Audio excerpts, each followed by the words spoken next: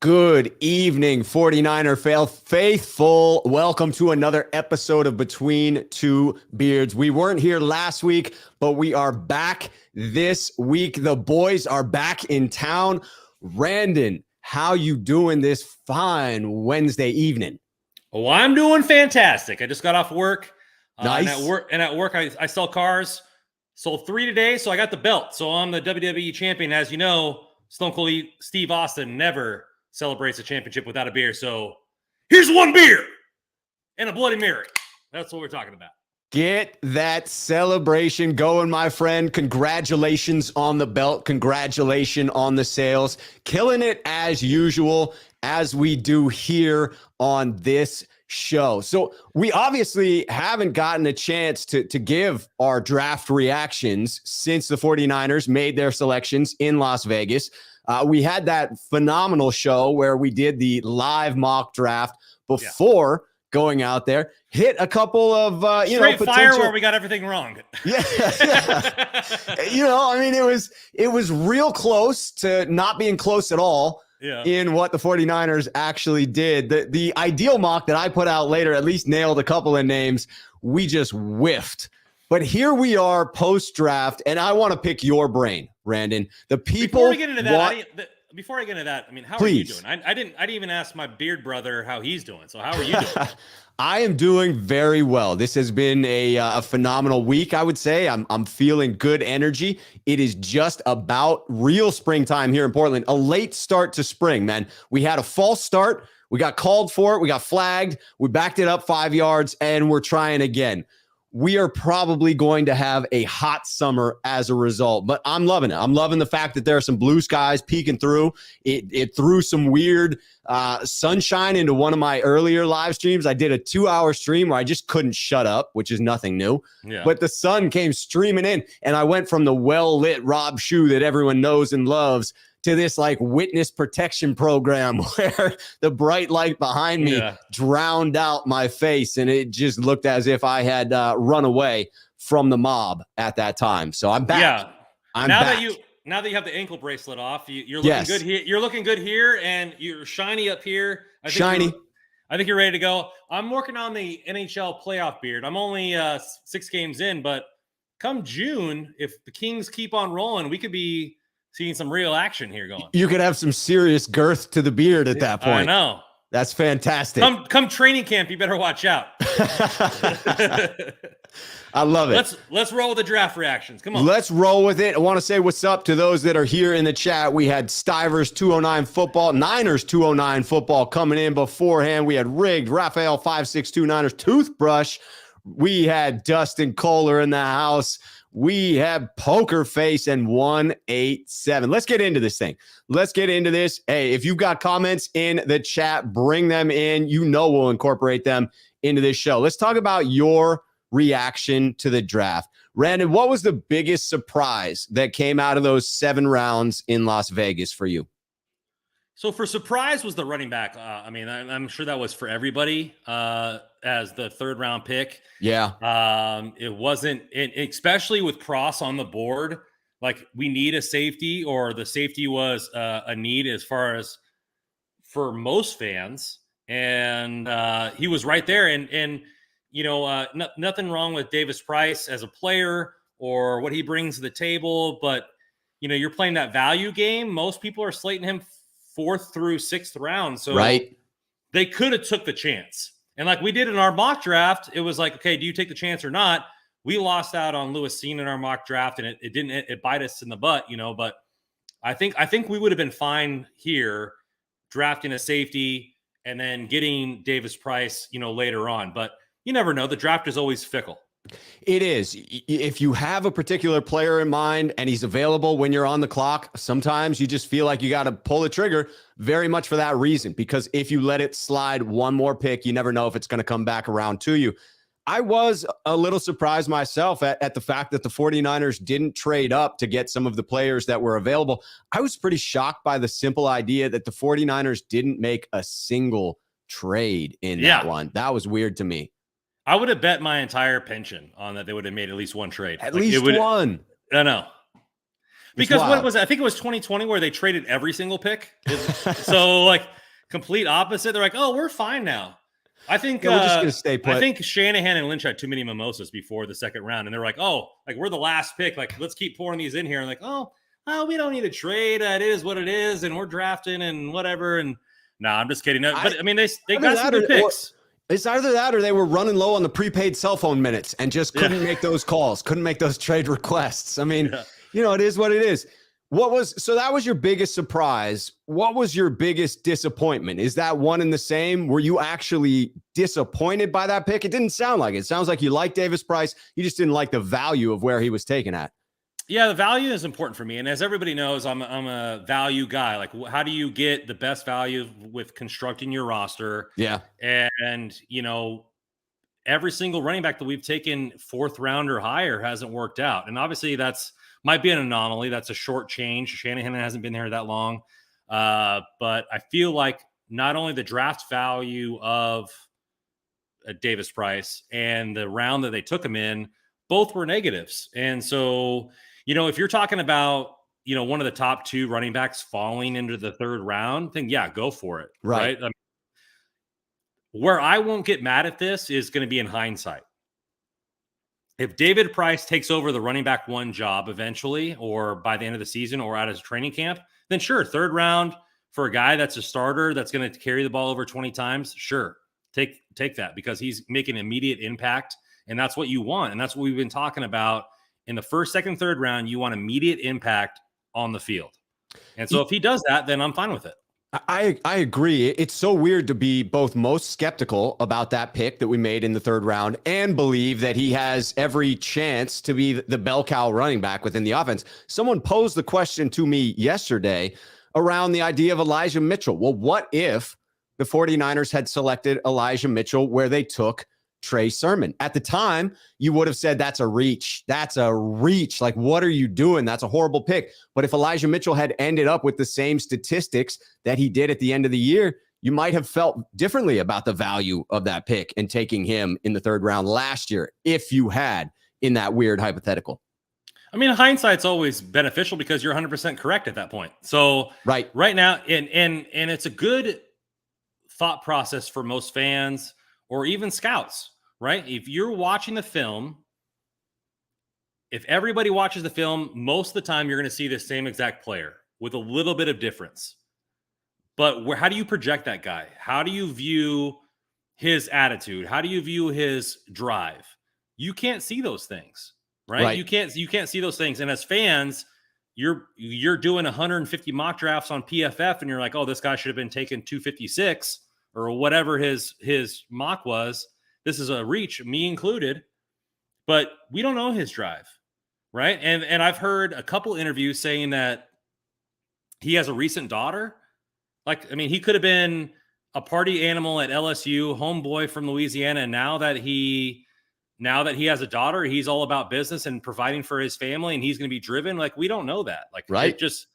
All it is projection versus actuality and what you view it as fans. And as much as you and I both do this for fun or for money or for pride, like ultimately we're just in the same as every scout there. Like, we have our opinions, we watch the tape, but we don't know that individual. We don't know what he's going to put on the table. Even the scouts have conversations and they don't know. Otherwise they'd be 100 for 100 on their picks.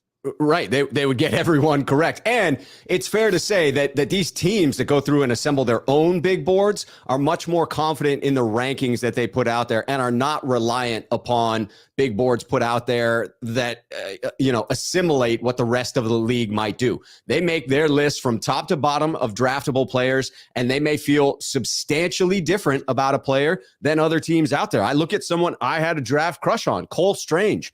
I was all for taking Cole Strange early. I thought it would have been a reach to take him in the 2nd round. The Patriots take him in the 1st round and take him confidently in the 1st round. And if they're right about it, it's not going to matter a damn. If you're a starter, it don't matter.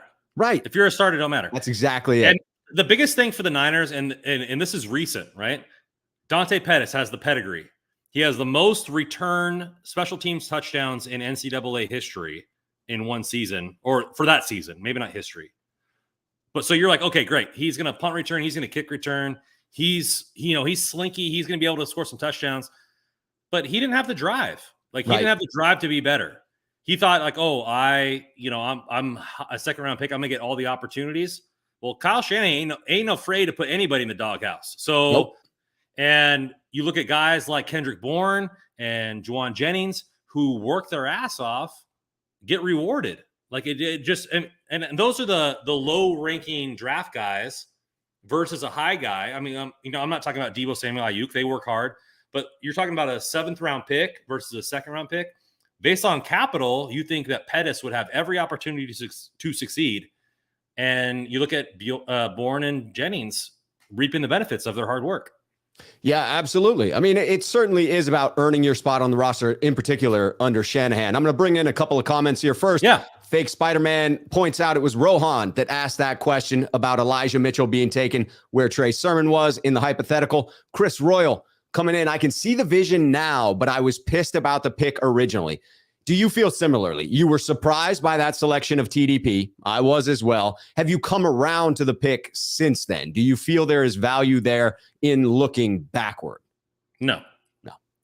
Because Tom Jensen for right now, it's value. It's all value for me because TDP hasn't taken one it's snap. It's the puzzle pieces, right? It's the use of assets in totality. If you could have gotten him later, then that would have been a better value. Well, it won't matter to me. If at the end of the year he has 900 yards and 8 touchdowns or 10 touchdowns or whatever you want to give him, and he's actively taking reps as the first running back, then I won't care in hindsight. But still, as right now, with him not taking a snap, I'm upset about it because I feel like the value still isn't there. Tom Jensen hits what I am feeling and have felt since the draft.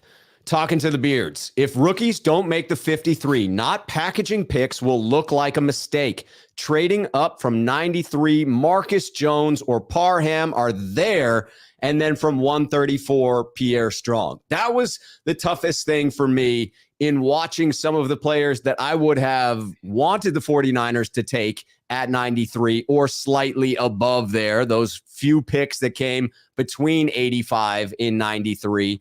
You know, I had a crush on Marcus there. I would have loved the Niners to trade it up to 85 and take Marcus Jones. They didn't. They stayed put. We are where we are. We'll know in hindsight whether that was a mistake.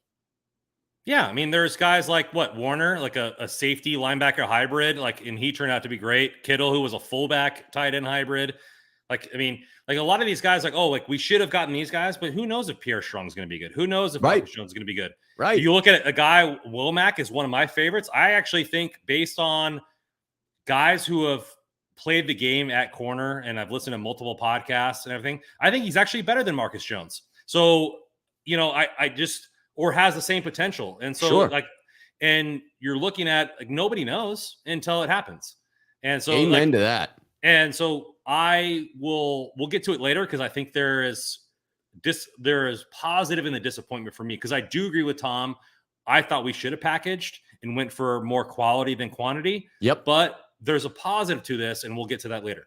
Absolutely. Niners 209, just being kind. Rob Schuh, I love the channel. I appreciate that. I'm going to take that moment. We love you. To say that if you love the Beards here, hit that like button down below. Subscribe to this channel. Randon McMahon's information is down below as well. He runs a channel called Cerberus Sports, and it's a dope channel. You should get over there and check it. His Twitter handle and his YouTube channel, the links are down below. Get down there, give it a listen because it's well worth it. Thank you. All right, let's continue on. Where do you feel the best pick was for you in the draft by the San Francisco 49ers? So, I'm all about value. I thought the second pick was great value, right? A lot of people thought he was going to be anywhere from end of the first round to 45.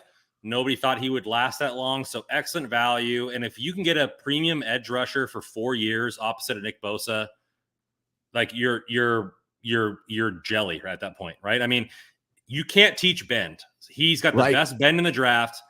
And for me, I have positive and negative about it. His coach told him to go down to 240. He was at his pro day at 270. It was a fat 270. I wasn't impressed. But the work ethic of Nick Bosa and him reaching out to Nick Bosa and hey, let's work out together. Let's do that. Or just acknowledging each other on social media. It signals to me that he wants to work. right? And so if you can reach out to the best D end on your team and probably arguably the top D end in the league, and him and both Bosas, they have personal trainers, they have personal chefs, they do all this kind of stuff. They treat their body very well. If he can get his body under control, dude, he's going to be a freak. And so, like, I fully believe that Kasurik and all the teammates around him will get him where he needs to go. Do I expect 10 sacks this year? No, I actually think he's not going to win the starting job week 1. I think eventually that he'll grow into pushing for that position. But I love that pick because years 2, 3, and 4, you're going to see realistic 10 sack seasons from a guy making nothing. I am absolutely sold on that pick. Alan is as well. Sneakerhead here on the channel. Rob Schuh, I love our second round pick of Drake. Was a really great pick. I agree with Randon. Always nice when people agree with you. I also see the value there. I took him in the ideal mock that I put out. I had, of course, traded away Debo, expecting with a little bit of a feeling that he was going to get traded. So I had traded him for the 10th in that mock draft, and then made that into a slew of picks, one of which I used at around 51, 52 to take Drake. And instead, he fell to the 49ers where they are. I agree that pairing him with Chris Kosurick is going to be a phenomenal pairing, and I'm excited to see what comes out of it. The only difference I have from you is in believing that he may, in fact, have a high-impact rookie year in an Aldon Smith type role. Let me be clear about the idea that I am not comparing him to Aldon Smith and the production that Aldon Smith had, but more so in the third down pass rush specialist role where he's able to come in on very obvious passing downs, rush the passer, and do nothing else, right? Nothing else will be asked of him. It's just purely within the skill set that is already something he excels at. I could see them using him in that way, and I could quite honestly, depending on how Javon Kinlaw comes back from that knee surgery, I could see him hitting a double-digit sack year. I could see him just getting there to 10 sacks. That's going to be my bold prediction for the young man. Yeah, I mean, you and I were talking about it in our mock draft about how I didn't like the way he held the edge with the run game. Right. But after reading about it and what his coach asked him to do to cut to 240, like, of course he's not he's fast, but he's not bulky enough to hold the edge game. And he only has one move, but that move is unteachable, which is great bend. So when you have the best hand tactician in the game in Nick Bosa and Chris Kosurick, who's the best defensive line coach, I believe in progression in this aspect. And I don't think he'll start off hot. I think he'll start off in that third down role that you're talking about. But maybe week 10 on, like maybe he's a 3-down edge. If he's not, it doesn't matter because I still think years 2 through 4, he's going to be a beast in this league. I hope that's the case, even if I am wrong about year 1. All right, so we got best. So let's go. Well, no, let's go to the next one because I really like this one too. I like Womack, and the reason being is that hit me with Womack. Yeah, so Womack for me, I think he had the second most pass defended breakups in all of the NCAA last season. I saw this on a tweet earlier today. I should have taken a screenshot, but he's phenomenal. He has great speed, and he's in the slot. And no offense to K1, but he was getting roasted on those deep routes. He's very good against the run, has good footwork in the short areas, but was getting roasted. Womack's got great speed. I think he could play the slot as week 1. I think he's that good. I obviously don't know the progression of Diamador Lenore. Right. I don't know if they're going to put Ambry Thomas on the outside, which we talked about, and putting Mosley on the inside. But he has that ability to play slot week 1, in my opinion. And I'm a defensive back over defensive line person. I think coverage is way more important. Interesting. You disagree with the Niners on that one. I do. But look at what they've drafted with. Yeah. 2 corners last season, 2 corners this season. They took O'Neal as a safety as an undrafted free agent, and they signed a corner in free agency. Like, they're realizing that there's so many wide receivers in this league, pass interference calls, all this kind of stuff, that they need a better one. And hey, we were a top 10, top 5 pass defense for all or most of the season. Could you imagine with our pass defense now? Like, no. I don't know what nickname. Defense. I don't know what nickname we're going to have because, I don't want to copy anybody. i.e. the Sea Chickens up north with the Legion of Boom, but we got to have some cool nickname because I have a feeling our secondary is going to be lighting people up all season. I look forward to seeing that. I truly think it's going to be special. All right, so just briefly, give me a little overview on the undrafted free agent haul. What did you think of that? The 49ers draft 9 players, and then they go ahead and sign 14 freaking more to add to the 90-man roster. What are some of the names that stood out to you on that? Yeah, so there's 2 of them here that I really like, and one is Poe from Mercer. And I don't know if you've seen you probably have, his footage of him catching balls out of the backfield. Yeah, as a fullback. So he's like a guard center fullback hybrid. Yeah, a very common hybrid that's out there. Yeah. The old guard fullback. I don't think he plays guard in the NFL just because of the fact that his arms are short. So he's probably a center fullback hybrid.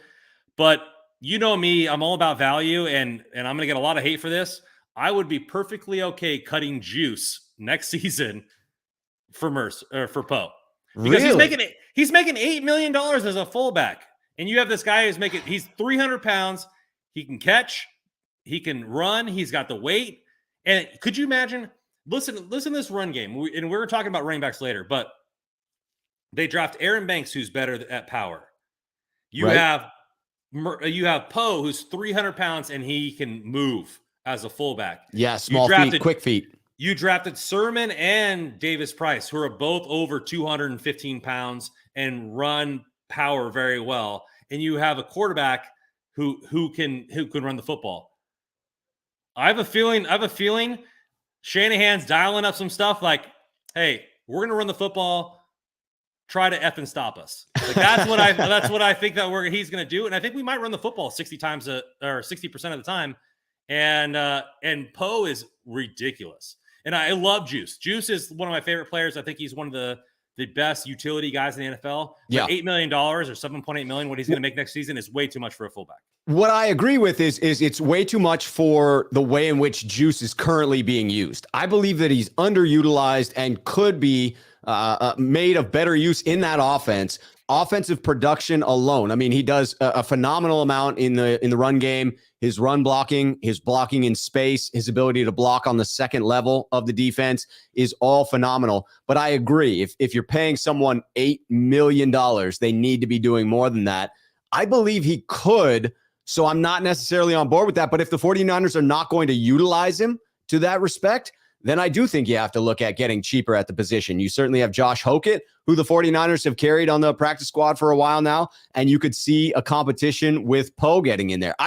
It would be fascinating to wrap my mind around a 300-pound fullback. That's the part that I struggle to visualize. Yeah, you struggle to visualize that, but Shanahan's head's doing just cogs on both sides. Like, what can I do? Could you imagine in the red zone? William Refrigerator Perry right there. Yeah, you have Trent Williams, the best tackle in football. You have a 300-pound fullback. Hell, put Juice in there too. Who cares? Kittle on the same side. You couldn't have the United States Army with tanks stop that run game in the red zone. So I have a feeling that he has probably not the highest outside shot, but I mean, I really like his game. The other one is Donovan West. And then now, yes, Donovan West that's the one I was going to get to. Slick Niner properly saying West was a need that had to be filled if Mac retires.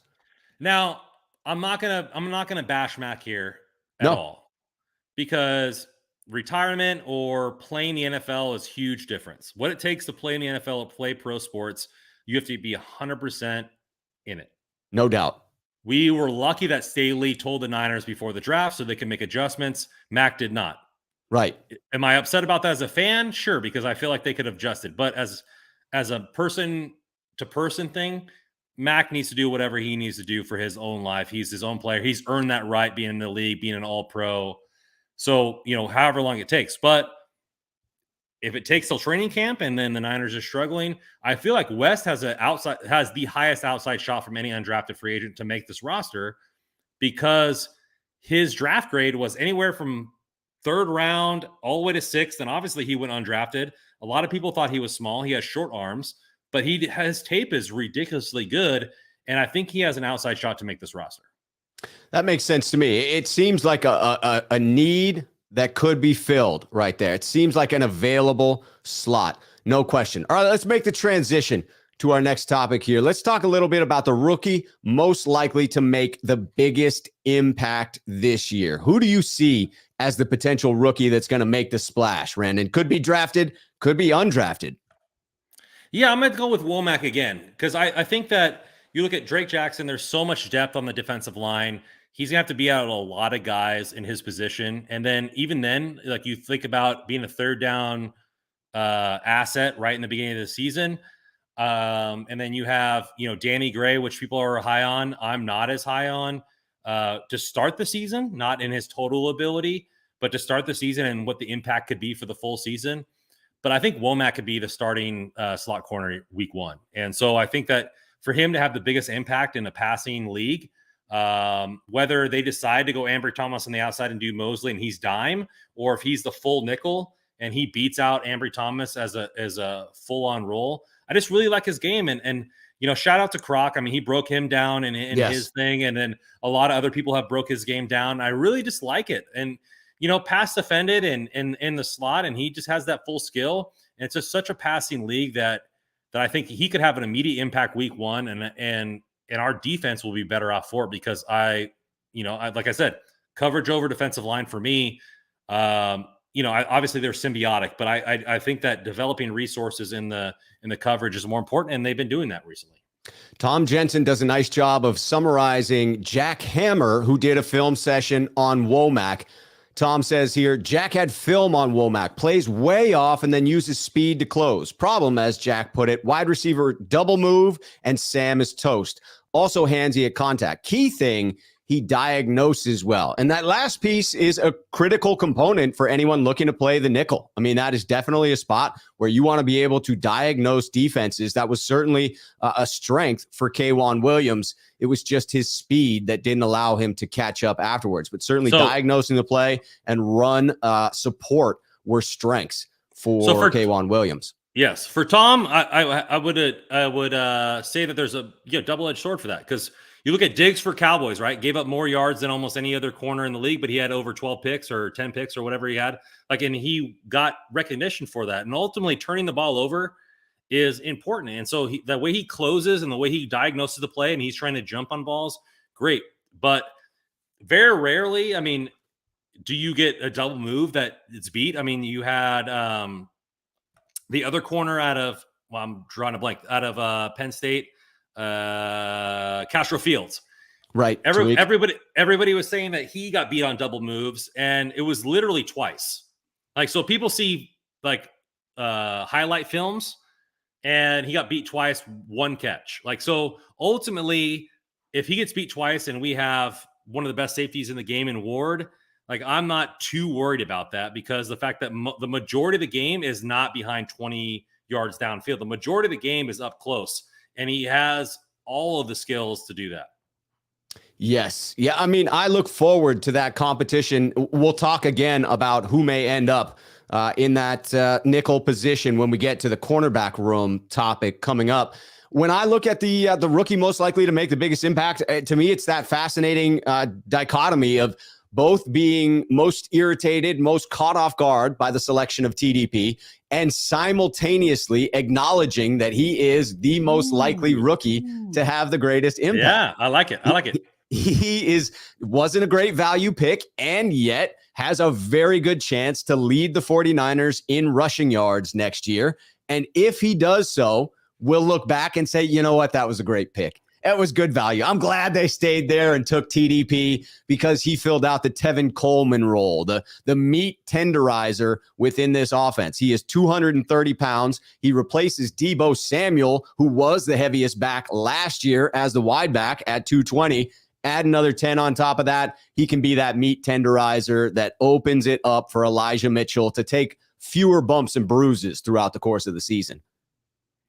Yeah, I think you're right. And anybody who plays fantasy football in here, don't draft Elijah Mitchell because he's gonna go. He's gonna go way too high in drafts. Yeah, don't take anyone on the Niners offense too early. Not too early. Yeah, either Davis Price or or another running back, whatever you want to take late in the draft.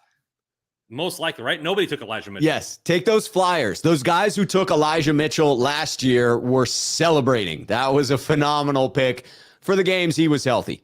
All right, let's transition a little bit to that undrafted free agent slew that the 49ers brought in. Who do you see as the most likely to make the 53-man roster out of that crowded field of 14?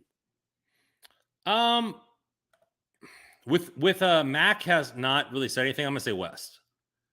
Donovan West. I think it should be Poe, and just because the fact that the best thing for Trey Lance is going to be to run the football, and Poe allows you to have a freak in the backfield, right? That can pull. Like all he did was pull all day long. Like he could move him running. He's so athletic. Like you could run double tight end sets with him being the second tight end. You could have him at double fullback. You could play the wishbone. You could do whatever you wanted to do. And he's just such a freak that he should make the roster.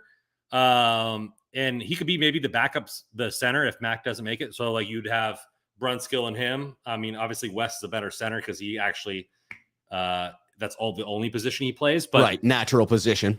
Yeah, but I think the cog and the way that Shanahan uses players, right? Nobody thought Deebo Samuel would have that many rushing touchdowns. Juice is used in such a unique way. I think Poe has the peak interest of Shanahan, and that's why maybe he'd probably be the most likely to make it. The other one would be O'Neal, the safety of Texas A&M, just because the lack of depth in the position.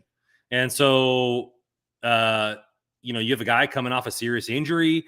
You have Hufanga, who I wasn't impressed by.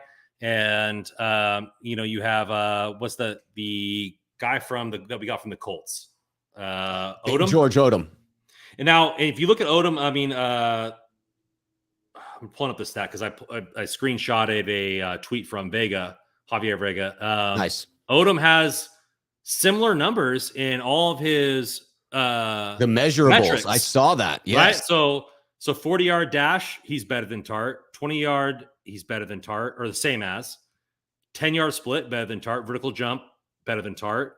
20-yard shuffle, better than Tart. 3-cone, better than Tart. So, like, athletically, he's the same. Obviously, instincts, the way they read the defense, because sure, understanding of the season of the system. Yeah, him and Ward are mind melded together, and right. because they've been playing forever. So, obviously that's different. But from a standpoint of measurables, and we talked about this earlier when he was signed, everybody from Indianapolis, including players, were upset that he was gone.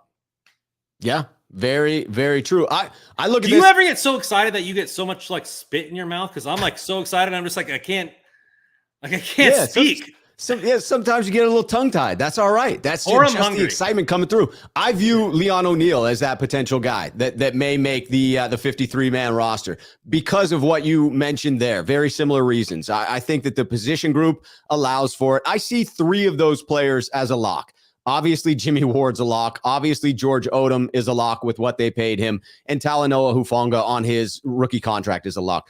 I'm not so sure about Charvarius Ward coming back off of that Achilles injury. Achilles tears are tough coming back from it when your primary trait is listed as, well, he's an athletic freak.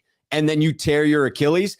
That spells trouble. Because coming back from that injury takes time. It usually takes more than a season. It thankfully for him was an injury that happened early last year. So that gives him the maximum chance to really rebound and be able to prove he still has the spring in his step. He still has that athleticism.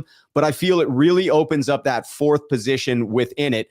And then I look at the dog mentality that Leon O'Neal is coming in with that I heard at the combine when he was doing the interviews. Absolutely has the type of mentality that I want in someone who's going to be a hard-hitting safety, a hard-hitting special teams player. And the simple not only that is that he's smart. Like he rambled off randomly about the Niners defense. He's like, oh, this player does this, yes. This player does that. They do well. On a random question, Jason Aponte, I'm not 100% sure if that was true. But at the I believe it might have been Jordan Elliott that asked that question. Okay. Sorry. But yeah, he just rambled it off like, oh yeah, this player does this, that, and I think that would be a good defense for me and all this kind of stuff. So he's a student. He works hard. He's a dog, like you said.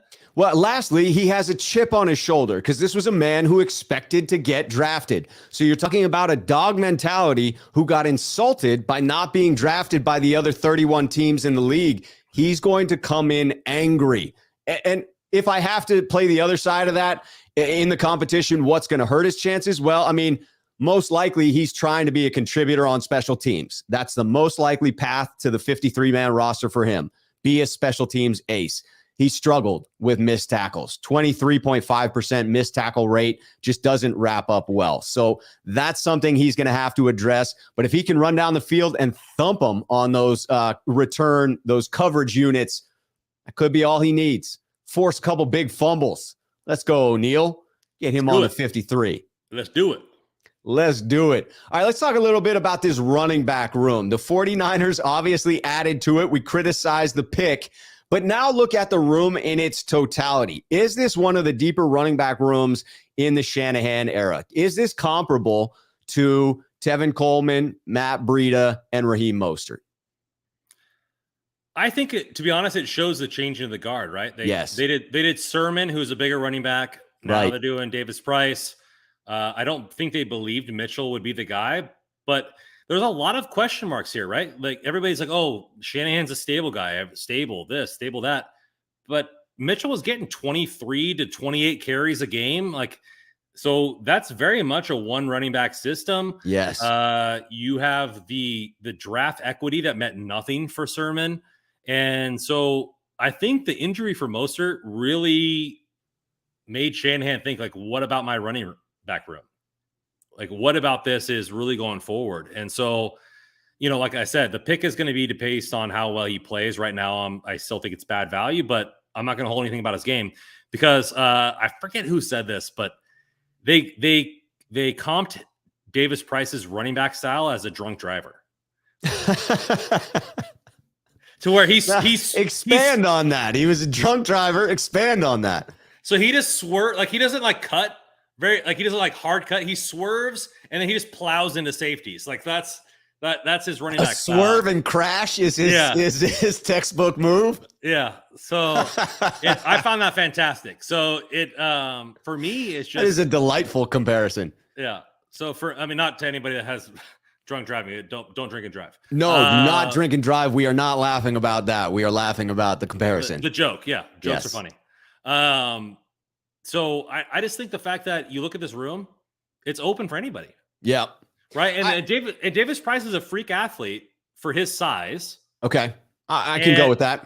Right. And he's highly touted as the best pass blocker in the class. Which we needed because let's be frank, Jermichael Hasty as the third down back did not wow me. And I think that the NFL's past the third down back. I think that we're moving to where, hey, third down back, we know what's going on. Like, oh, he's a pass catcher. But you really need backs that can do anything at any moment. And the fact that Shanahan likes to disguise a lot of things. That's certainly Shanahan's MO. Right. And so for me, it's like, okay, he can get large chunks. And it's not about the home run play, right? I mean, Elijah Mitchell, even though I said that he needs to work on that because his vision for me is subpar, is that he sees the hole, one cut, he's down. It doesn't matter what it is. But Davis Price has great vision, in my opinion. And you have Sermon who had good vision, in my opinion. He just got in the doghouse. But if you look at the 10-yard split for Davis Price, is up there with Tyreek Hill. Like you have, fast. And that's fast. And so he needs to make that one cut. He can get going for his big body. And like I said, he's a drunk driver. He's just going to plow into safeties. And no safety or corner in the world is going to say out loud that they want to tackle a guy that's 230 pounds. No, get the hell out of here with that. They are making business decisions when it comes to a 230-pound back charging down the field at them. Let me bring in a couple of LS10's comments here that I really love. The 49ers are a run-first team, and they proved it again after this draft. I agree. That is the message that I'm getting with the continued investment in that running back room. And offensive line. 2 offensive linemen. And offensive line, road pavers. We had the second comment that I wanted to bring in here. Where the hell was it? Where the hell was it? I don't suppose that I could see it. Well, I agree with this one on 49ers breakdown. Hasty is likely on the outs.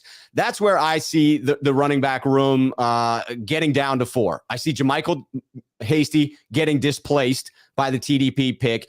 And I won't go so far as to say that this group is of the same caliber as that group that had Breida, Mostert, and Coleman. I thought that was a phenomenal complement running back room, that each back complemented the style of the other. You had legitimate home run speed. But I do feel that the 49ers it's a different run game, though.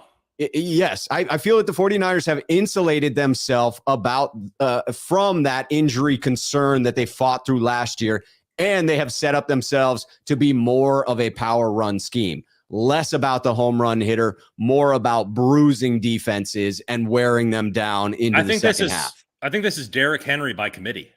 Derrick Henry by committee. Goodness right? gracious. Derrick Henry said, hey, I just beat people up, and by the fourth quarter, they don't want to tackle me. Yeah, they don't want to tackle him.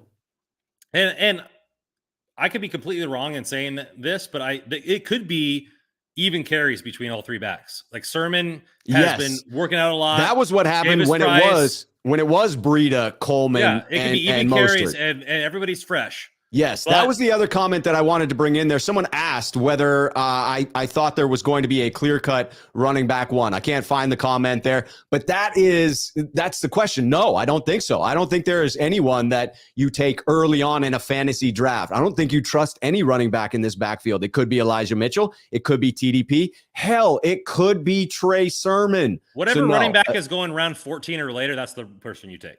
Exactly. You take a flyer on somebody because if they end up starting, you are set. Let's transition to that cornerback room. Let's talk a little bit about that. I got to throw it in there. Jason Verrett is back, baby. We are loving it. We're getting him on the show. He's going to sign the cleats. They're game worn. Jason Verrett, custom dope ass looking cleats. Look at that fire graphic on there. I mean, come on. You got to love it. I got to show it off because I got him here. And Jason Verrett is a San Francisco 49er. Again, is this room of cornerbacks as it sits right now elite, Randon? I think it is. And then look at the only other one that's in competition, in my opinion, is Minnesota, right? I think they have 5 first-round picks in their quarterback room, in their DB room. Jesus. So that's ridiculous. That's redonkulous. That's like the 49ers and what they invest in defensive line. Yeah. So, but I think it is. I think this is going to be the best secondary that we've had in a long time, and it's awesome for me. I'm glowing. Like, this is great, and obviously the other safety across from Ward is the only competition, but safeties are the safety valve for a reason. And the DBs are the guys playing one-on-one. And I think this is the deepest they've ever been. They're not picking up anybody off the street this year. No, you wouldn't think so. It would take a long list of injuries to get to that point. Yeah, that would take 6 games in a row in New York on that field to have any sort of that. I feel bad for those Jets. Yeah, so for me, it's like, okay, if Verret can play, this is if. Obviously, everybody's like, oh, but it's always if. But if Verret can go back to all-pro level, could you imagine him all-pro level on one side, Ward on the other side, and Mosley at in the slot? Mosley, that's what I'm envisioning. Who did not allow a touchdown last season, allowed an average of less than 35 yards per game on the outside, and he's playing slot. Like, could you imagine that? Like, that'd be ridiculous. Yes, I can, and I am actively imagining that. That is my dream for what the 49ers are going to be able to do within this secondary. I am praying for, meditating on, sending out good juju, whatever the hell you want to call it. I want Jason Verrett to return to form, not just for the simple fact that I have his cleats, not just for the simple fact that he plays for my San Francisco 49ers, but from the human goddamn element of it, Randon, because he has been through so much in his career, so many injuries, so many devastating injuries that he had to come back, fight his way through. And just from a human aspect, I'm rooting for him. I want him to achieve that greatness again. I know how much it meant to players on the team to get him back, right? You watched at the game against Detroit, Players were devastated to see him suffer that injury, to watch him go down again for a season ender like that. From a human standpoint, it would be phenomenal. From a game plan standpoint, to then have Ward and Verret on the outside and E-Man down in the nickel, that might be one of the better freaking cornerback groups in the entire league if they were able to play out that formation. It would be. And to me, like I know you can only see me from here down, but I'm 6 to midnight under here, man. Like that cornerback room is getting me hyped because nobody is going to pass on us. Nobody's going to go there. And then Kelt's Chronicles right here, like, oh, and then you have Bosa, Kinlaw, Armstead, Jackson breathing down your throat. You better watch out. Everybody's like, oh, the Niners won't make the playoffs because Trey Lance. It might not matter because Jimmy Garoppolo ain't very good. He's a starting quarterback in the league, and we still made it to the NFC Championship game. This defense is going to be better. You better watch out. It is going to be better. By the way, that earlier comment that I talked about asking about who would be running back one, that was the 49ers experience coming in. Sneakerhead here on the channel. Real Deal Sports Talk coming in to say, if anything, it's a really solid cornerback room. I would say at a bare minimum, that's what it is. The notorious GAV, always a fan favorite. If Jason Verrett is fit, I agree. I also think that if Jason Verrett isn't fit, we're still a top 3 cornerback room in the NFL. Yes, that's a fair. Well, you may be higher on Womack than some of the others here. And so that I'm assuming that plays into your reasoning for that. But I still, even not being as big a believer as you are, agree. Even before the Jason Verrett signing, because of the investment that the 49ers made, I felt pretty damn good about that room. I see it as a bare minimum, really solid cornerback room. I do love that Gav brings in the English term of fit. That's a good one that I think we need to use here more often to talk about being in shape. They use it. It's like aloha. It's like in shape, sexy, like you name it, and fit. It's a universal term. It's like the F. It's like the F word in the English language. It's universal. I would say this though. This is just a side thing. I mean, obviously the Debo thing is still going. We don't need to talk about that in depth. Sure. But this is a big example of a guy, Jason Verrett, who played at an all-pro level, who played at the top of his game, and because of injury, never made that bag. And so people who are saying like, oh, Debo is being selfish, you never know when injuries are coming, and he's trying to provide for his family. And Jason Verrett wishes he got paid like Debo's about to get paid because of the fact that he's been battling with injuries his whole career, and he's shown multiple times that he's a top 5 corner in this league, and he's never been able to keep it healthy for longer than the season. No, and the shame is, even if he has a great season this year, it'll be one continuous season.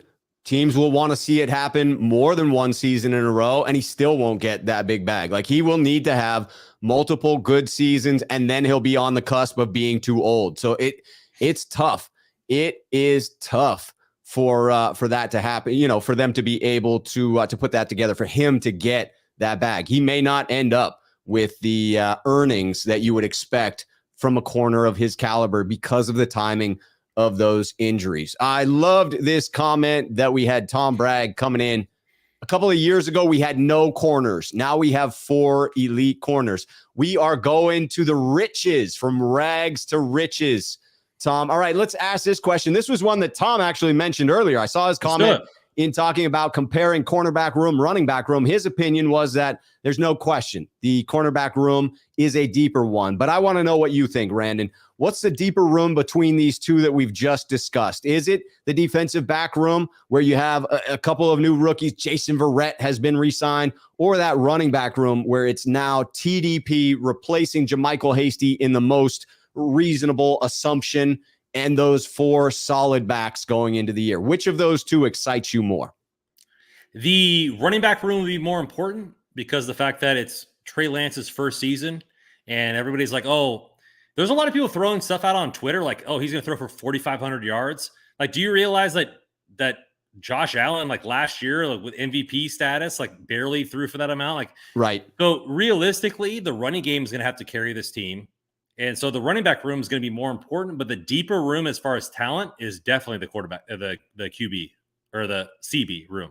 CB room. That's a very succinct way to describe it, that the greater impact could be felt from the running back room, and yet the deeper room as far as actual talent in the building being the cornerbacks. I'm going to go a different route. I'm going to say that it is the cornerbacks. I agree with you as far as the cornerbacks being the more talented room of the two. I see this as potentially an elite defense. I mean, the kind of defense that top one. Yeah. I'm calling it right now. Top one defense in the NFL next season. The kind of defense that is special, that gets talked about for a long time. The kind of defense that could cast a shadow on the defense we saw the 49ers put on the field in 2019. And I realize that this is on paper, and there's a big ass difference between what it looks like on paper and what it's going to look like on the field. A hell of a lot of that is going to have to do with health.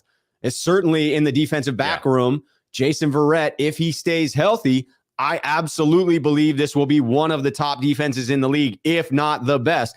If Jason Verrett cannot stay healthy or is a shadow of himself, that obviously takes us down a peg. Then you would look at Javon Kinlaw. Does he come back healthy? If not, takes us down another peg. So again, I'm acknowledging it's on paper, but this freaking defense has a chance to be special. And I think it's those defensive backs that will take advantage of that defensive line getting after the quarterback to finally start generating those turnovers that we haven't seen, Randon. I think so too. And toothbrush in there, Legion of Boom 2. I already said no Seattle. No Seattle references. Nicknames. Get that Seattle nonsense. What do you think about this? Out. This just popped in my head. What about the fog? The fog. Because you can't see us coming. Movie. Did you know you there can't was a see us horror coming? Movie? We're gonna come to get you. You can't see us coming. The fog. The horror movie was this slow moving fog, and it would envelop people, and then I think like completely evaporate them, and they would just be bones. Like it was like some sort of acidic fog that was able to eat them up. I mean, we could use the graphics from that movie, the San Francisco fog. You might want to trademark that right now. There could be a lot of money to be made on T-shirts, Randon. So all you Beardians in there. What Tom Bragg, no gold rush. I know it's an iconic thing. We love the old 49ers. We want to go new. That's one thing. That's a different diatribe. I'm not going to go down that 10-minute slant here. Please don't. Please don't. But if anybody has a nickname for the secondary that is clever, the psych ward is great because we have 2 wards. I like that. I've seen that before, but I think we need a really good one.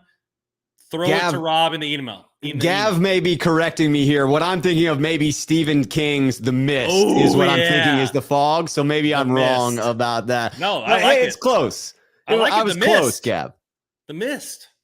Toothbrush is on with the fog. The mist doesn't sound quite as ferocious as the fog, nor does it fit with the San Francisco Bay Area. That does sound intimidating. He said that does sound intimidating. The fog. Yeah, I think he's talking about the fog, not the mist. Oh, okay. I think the mist is a miss. The mist is a miss. The fog is a hit. All right, so we have varying opinions on that. We will find out which of the rooms is deeper, which one has the greater impact. Different questions, I suppose.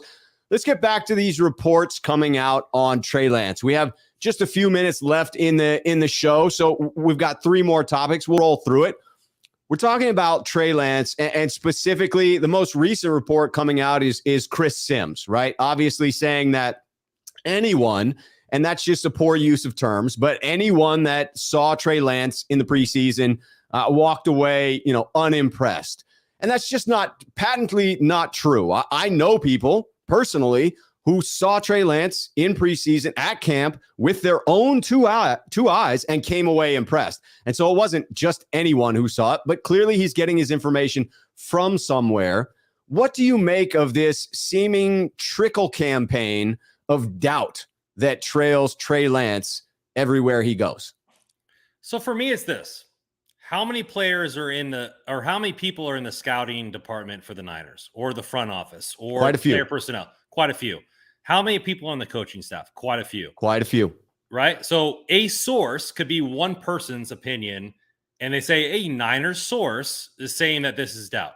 Right. And I know this probably for a fact, even though I don't know for a fact, but I'm saying it's probably true. The fact that at draft time, there was probably people in the organization that said, hey, Trey Lance. There is probably saying they say, hey, Fields or Mac Jones or Zach Wilson or whoever. They all had their guys. Yes. And there wasn't 100% agreement. That's probably true. That's absolutely, I think that's a very fair assumption. And there's also people that are saying, hey, Trey Lance should have beat out Jimmy Garoppolo. And there's people saying, hey, like he wasn't ready. Both of those are probably true statements based on their opinion. But what I am saying is this. Okay, that's might be one person and he's publishing it because he wants to be whatever. Sure. Right? That's part of it. Journalism is publishing your sources. And where a lot of people get upset online is like, oh, your source, oh, that's a garbage source. That might be a real source, but that's one person in the organization. I would be willing to bet it is a real source. Yeah. And that one person does not dictate Trey Lance's career. No. Trey Lance is the only person that dictates his career. And so for me, I'm going to bet on Trey Lance's work ethic. I'm going to bet on his smarts, his intelligence, his drive, his humility, his arm talent, and our entire team as a whole, that he will have a better chance to succeed than not. And so, sure, there might be other people that are upset about the pick. They might be butthurt. They might be unimpressed that he didn't beat out Jimmy Garoppolo, which all might be real statements. But ultimately, as a Niners fan, you're rolling in week one, whoever the quarterback is, which will be Trey Lance because nobody else has a shot, in my opinion. Absolutely, Trey Lance. You're rooting for him. Every touchdown thrown week one, whoever we're facing when the schedule comes out, you're going to be cheering. So it doesn't matter. It really doesn't matter. And opinions everybody has one. They're like assholes, right? So it ultimately doesn't matter. And I'm sure there are people who are unimpressed by Trey Lance. Shown on Twitter all the time. Most definitely. To me, it's just annoying to try and apply that as a blanket statement. Let me bring in a couple of comments here. Tom Jensen, Sneakerhead here on the channel, bringing in that suggestion for the name for the Niners defense, Alcatraz. Locking it down. I kind of like that one. Tom Bragg coming in. Once OTAs and minicamp start, the narrative about Trey will change completely because his play will force it to. I agree with that in that we will have truth soon enough.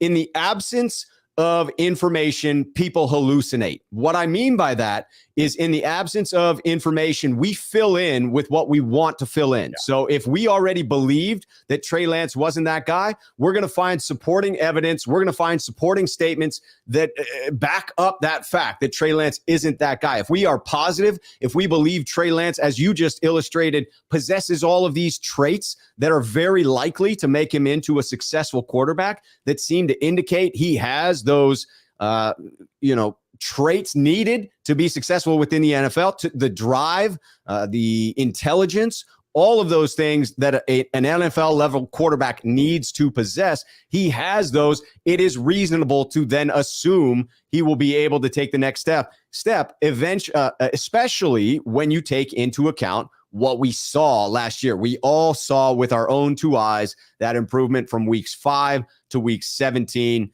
To me, this is noise. This is just that. This is people filling in a lack of information with their own narratives. And I appreciate that that is something that needs to be done at this time of year. I'm not angry about it. I agree with you. I'm sure Chris Sims has a legitimate source.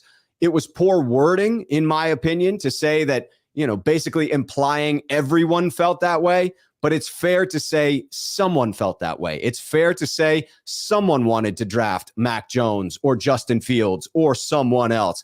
And that's reasonable. That would have been a fair statement. It's the implication that everyone within the organization is unimpressed that I find to be a bit offensive. It could have been a scout saying like, hey, he was pounding the table for Justin Fields and they took somebody else. Right. Like he's like, I spent my whole year trying to scout somebody. I'm pounding the table for Justin Fields or Mac Jones or whoever. And they took Trey Lance, who I thought was garbage. Yes. And that could be their source. That's one opinion. Right. I got to bring this in. Niners 209 football. Rob, I will bet you the barbecue sauce, Jimmy Garoppolo will get to start week 1 in the 2022 season. I will take that bet. This barbecue sauce, for whatever it is you're wagering. Gentlemen's agreement. I don't know what it is you're wagering here, Niners 209 football, but I'm taking you at your word. I will send that barbecue sauce for sure, regardless if he starts week 1. I do have to say, by that point, the barbecue sauce might be expired, but it would still be good to put up on your, your office wall or wherever as a keepsake. But yes, I will take that bet. I want to bring in Jerome M, sneakerhead here on the channel. My source is the Fred Warner interview. He said Trey early on was trying not to throw picks while running the scout offenses. They told him to let it fly. He started shredding the D. You did have unsolicited comments from 49ers players. You had comments from John Lynch, comments from Kyle Shanahan. Anything public facing has supported the young gentleman. It has been these underhanded leaks that have come out against Trey Lance. And that's why I don't put as much stock into him. Well, for me, though, also, what player is going to come out against one of their own teammates? They're not. Right. No, but I do think they wouldn't come out unsolicited in support of unless it was genuine. If you ask them, they're going to lie. If they feel negatively, they're going to lie to cover it up. But he wasn't asked. He just came out and let it fly. But what I'll say to this is that, and this also who like I said, I'm not super high on Danny Gray, but he has the same intangibles that I'm going to talk about now. His wide receiver coach, I forget his first name, but his last name is Robinson. Coach Antonio Brown, coached a lot of all pros in the league, said that Danny Gray has the work ethic to be a Pro Bowl caliber receiver in the league. So he has the 4.3 speed. He's not great at route running yet. Who does that sound like? Terry McLaurin, right? Out of Ohio State.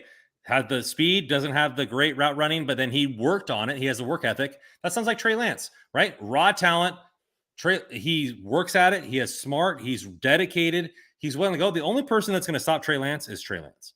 Yes. I like that. I like 420 Savage coming in. I'd eat expired barbecue sauce. I grew up on expired food. Good. It's just a random date they put on the bottle. It ain't real. Yeah. Elvis coming in here. Elvis is in the building. Just let everyone know, don't hate the playa, hate the game. Trey is about to ball out. Silence the haters. All right, let's talk about balling out. Let's talk about balling out. Yeah, but everybody's saying this, like they have their opinion. But we all know if Trey takes this team to like a 12 or 13 win season, they're all going to be salivating in the mouth. They're all going to be buying jerseys.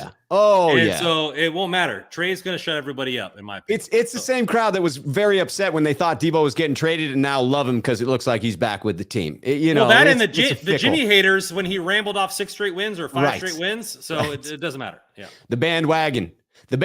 All right, let's talk about let's go through these last two here. Breakout candidates. We're going to go offense, then we're going to go defense. Okay. Who do you see as that potential breakout candidate on offense and why, Randon? I think it's going to be George Kittle again. And the reason being is that he's been dependent so much on blocking for the last couple seasons. But I think that with that team in throwing down the field, he runs the center of the field. You're going to have to account for Ayuk and Deebo Samuel on the outside. I think he's going to have a lot more play. I think they brought in a lot more big offensive linemen to block so he doesn't have to as much. And I think that he might be the offensive reemergence, not a breakout, but a reemergence of his all-pro self. I like that. I mean, it would be a breakout in comparison in relation to this past season. It would be that reemergence, but I think you could call that a breakout after what we have seen and the expectations. What about you? Came in. The notorious GAV calls out everyone talking about Danny Gray, and y'all are forgetting about Jawan Jennings. I ain't forgot about Jawan Jennings. He is a grown-ass man, and I still have him pegged in as that third wide receiver. But I am going. So notorious GAV, even if Danny Gray doesn't develop into the number 3 wide receiver this season, right? He's better than Travis Benjamin, and they're going to take the top off the defense. No doubt. They're going to take the top off the defense, which will allow more room for Ayuk and Samuel underneath. So even if he's a decoy, he's a way better decoy than Travis Benjamin. No doubt. No freaking doubt about that.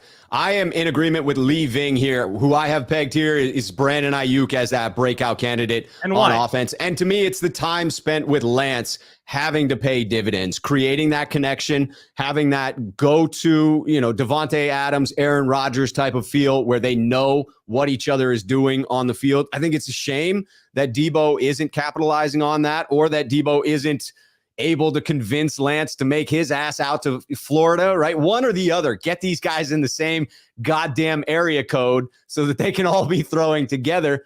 but I think that is really going to benefit Ayuk and pushing the ball downfield outside the number. Allen coming in thinking it's going to be Ayuk as well. All right, flipping the script. Who do you see as a breakout player on defense, Randon?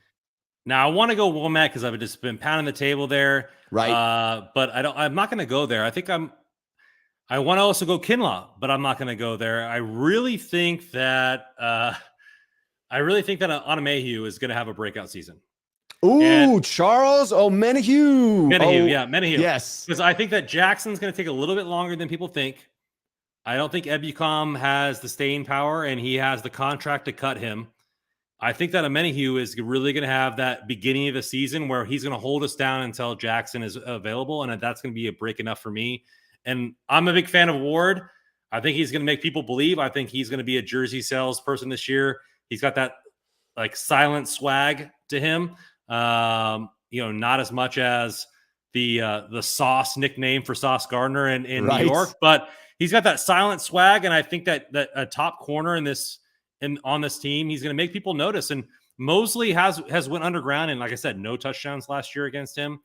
But I think that Omenihu off the edge for the first half of the season is going to be the guy. That was really, honestly, a name that I considered. And I do believe he will have a great season. He's looking to prove something. When I see his occasional tweet, there's just an anger to it, an anger that I like, a fire, a drive that you want to see. I'm here with Jerome M, sneakerhead here on the channel. Kinlaw for me on defense. I know you mentioned that you considered that. The D-line is ferocious around him. It should set him up for success. This is, no doubt about it, no two ways to look at it, a make or break year for Kinlaw. He absolutely needs to have a successful year. And then his position within the defensive line, within an incredibly deep defensive line, does seem to be the one position where there's a little bit less depth. He is truly a needed cog within that very deep defensive line. If he does not have that breakout season, this defensive line may not be as stout against the run as it needs to be in order to be a top-tier defense, as we were talking about being that top-tier defense on paper. So to me, it's Kinlaw in rebounding from that knee surgery. You know, I always wondered in the movie The Replacements, when they bring that sumo wrestler in to play guard, like, why don't they bring sumo wrestlers in to play defensive tackle, right? They're very athletic. Question. They're like 370 pounds, and they can move, and they're good at body manipulation. Yes, they are great at body manipulation in tight spaces, right? Because they have to stay within that little circle. It's all about the feet. It's all about the stance. You would wonder why there's not more crossover. Bring me a check. Maybe because I think being a sumo wrestler is like a really sought after type of thing. Like, it's very well respected. Prestigious. It's prestigious in Japan. Yeah. And so potentially once you're a sumo guy, you're like, hey, I've reached the pinnacle. This is it. Yeah, you're a D tackle in the NFL. You're an afterthought. In Japan, you're a sumo wrestler. You're a forerunner. Yeah. Poker face sumo wrestlers are sneaky athletic. Ain't nothing sneaky about a sumo wrestler, but I agree. They are sneaky athletic. Chris Royal with the super chat coming in. Lance will be a breakout player. He'll start off slow the first couple of games, but then he'll take over. Willis on defense will have a solid year as well. I like the Willis selection, and I'm definitely on board with Lance and the impact that he could have. Also agree with the implication that he will start a little bit slower, have some bumps and bruises, and pick up steam as the season goes along. That feels like a very fair prediction of the way in which things will go in his first full season starting under center. The W's and L's aren't going to be depicted by Lance, right? Right. We saw it last year with Jimmy Garoppolo, and we're going to have a top 5 defense, in my opinion. Overall, we're going to have a great running game. They're not going to be depicted by Lance early on. He's going to be the reason that this team is elevated to new heights, but our wins and losses in the beginning of the season aren't going to be depicted solely upon his production.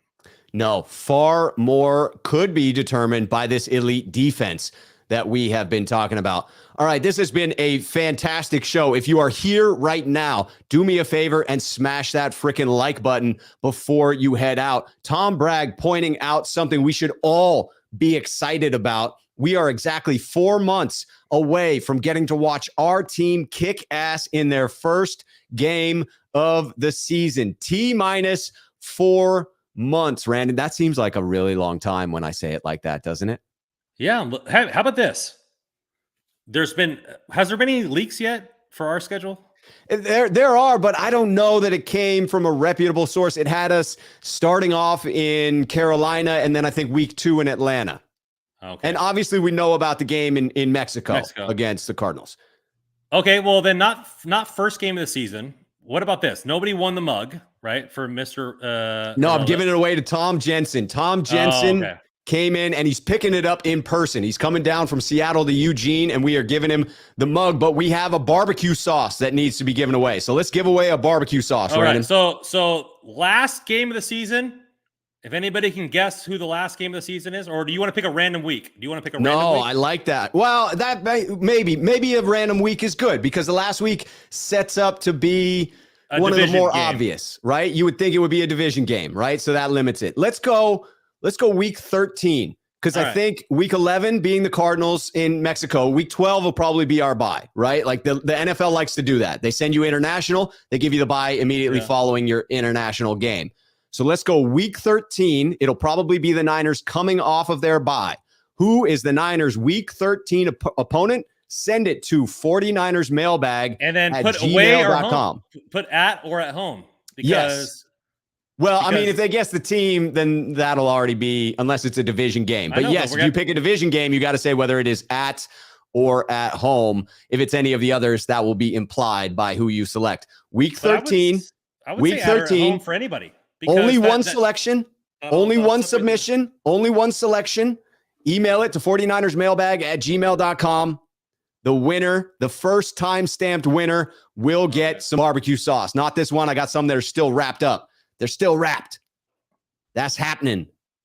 That is happening. Jerome M. coming in with the super chat. Ronnie Lott, that like button like a wide receiver over the middle of the field. Jerome is doing the good people's work. Randon, this has been a phenomenal show. I appreciate you coming on. Again, congratulations on the WWE belt that you took home from work today after those phenomenal sales of vehicles that were made. Congratulations to you, good sir. Thank you so much, and I'm glad I can give away more of your money with the barbecue sauce for this competition here. As am I, my friend. Always like the giveaways.